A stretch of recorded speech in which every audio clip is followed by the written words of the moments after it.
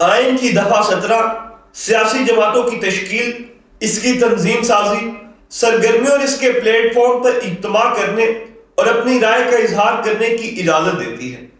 لیکن آج کی اس ویڈیو میں ہم ڈسکس کریں گے وہ بہت ساری سیاسی جماعتیں جنہیں کالعدم قرار دیا گیا۔ کیا آپ کو معلوم ہے کہ ان میں سے ایک جماعت پاکستان متحدہ موومنٹ یعنی کہ MQM بھی تھی؟ اس کے علاوہ اس میں دیگر جماعتیں کون کون سی تھی؟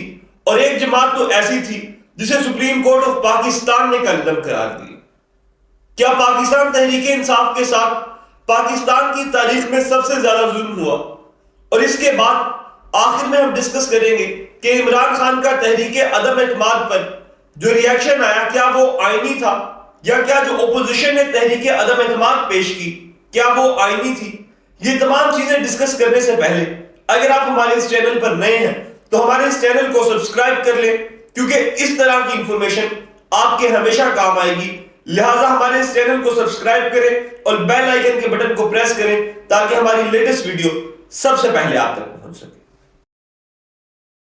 یہ بات ہے 1977 کی، جب 9 جماعتوں نے بھٹو کے خلاف اتحاد کر کے الیکشن لڑنے کا سوچا۔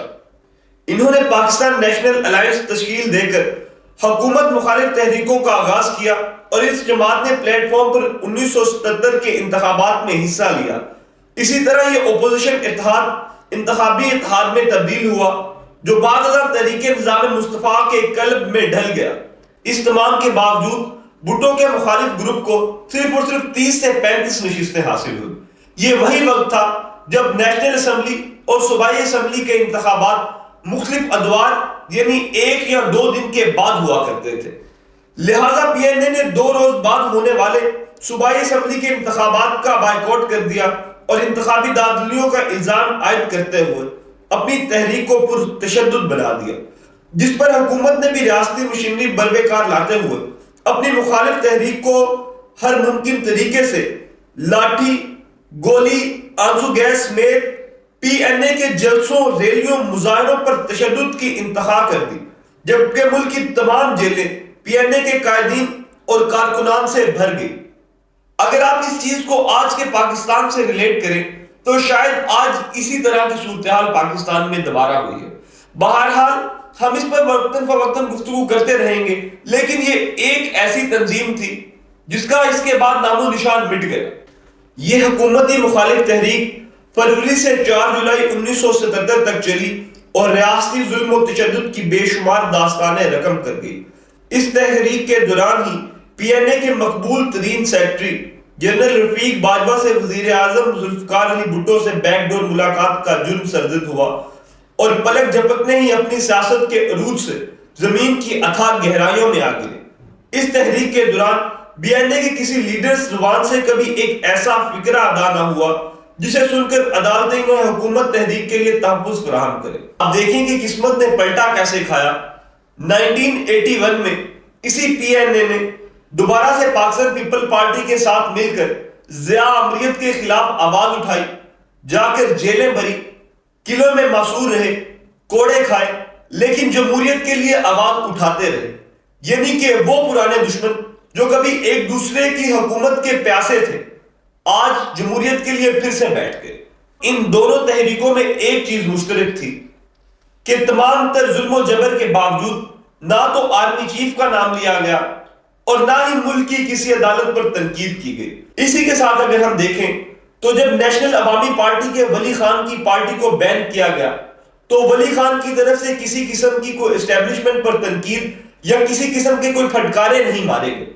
لیکن جیسے جیسے وقت بڑھا ہم نے دیکھا کہ MQM کے الطاف حسین نے اسی طرف کے پھٹکارے مارے، اور یہی وجہ بنی کہ انہوں نے پاکستان مرد آباد کے نعرے لگوا دیے، جس سے پاکستانیوں کے دل میں رہنے والی ذرا بھی محبت ان کے دل سے ختم ہو گئی، اور انہوں نے مکمل طور پر الطاف حسین کو مسترد کر دیا۔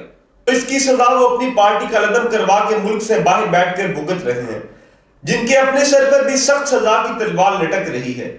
یعنی کہ جب کبھی ہو سکتا ہے کہ مستقبل میں وہ پاکستان آئیں تو ان کو اس کی کڑی سے کڑی سزا دی جائے۔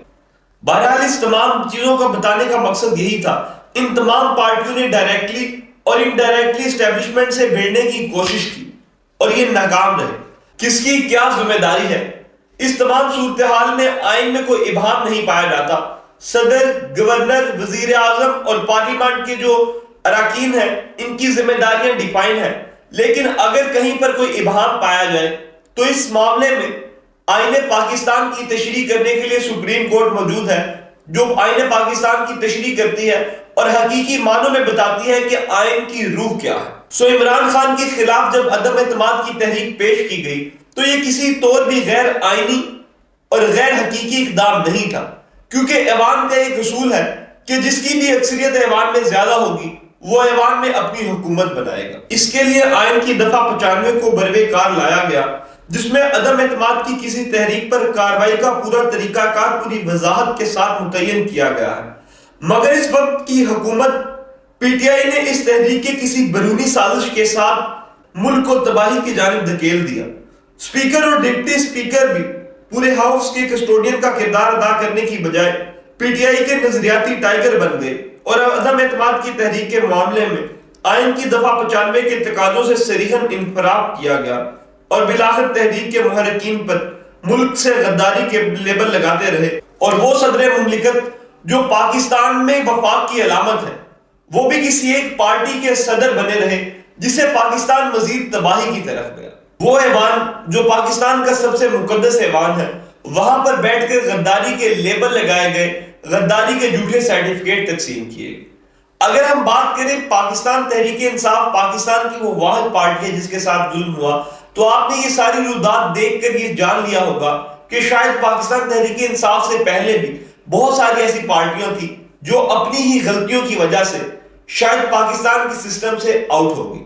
اس میں کوئی دو رائے نہیں ہے کہ عمران خان پاکستان کے مقبول ترین لیڈروں میں سے ایک ہیں، لیکن عمران خان نے پاکستان کے آئین اور قانون کا کسی طور بھی احترام نہیں کیا ہے، اور جب جہاں جہاں موقع ملا آئین سے سرکشی کا رستہ نکالتے رہے۔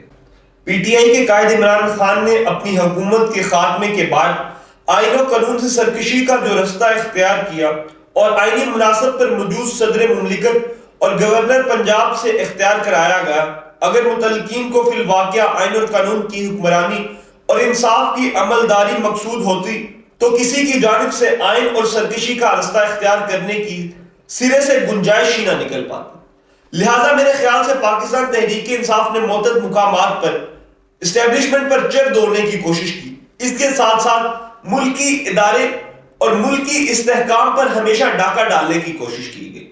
لہٰذا یہ کہنا کہ پاکستان تحریک انصاف کے ساتھ تاریخ کا سب سے بڑا ستم ہوا شاید باقی جماعتوں کے ساتھ ناانصافی ہے، اور میرے خیال سے آنے والے دور میں بھی پاکستان تحریک انصاف چمکتی دمکتی نظر آئے گی، لیکن پاکستان تحریک انصاف کی بہت بڑی غلطیوں میں سے سب سے بڑی غلطیاں پارٹی کو بے یار و مددگار چھوڑنے والوں کو دوبارہ سے پارٹی کا نور نظر بنانا تھا، اور اسی کے ساتھ ساتھ وہ دو اسمبلیاں کے پی کے اور پنجاب اسمبلی جہاں پہ ان کی اکثریت تھی اس کو بھی انہوں نے داؤ پر لگا دیا۔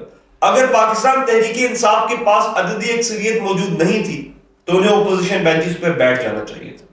آپ کا اس بارے میں کیا خیال ہے؟ آپ اسے کیسا دیکھتے ہیں؟ کمنٹ سیکشن میں ضرور بتائیے گا۔ انشاءاللہ آپ سے ملاقات ہوتی ہے اگلی ویڈیو میں، تب تک کے لیے خدا حافظ۔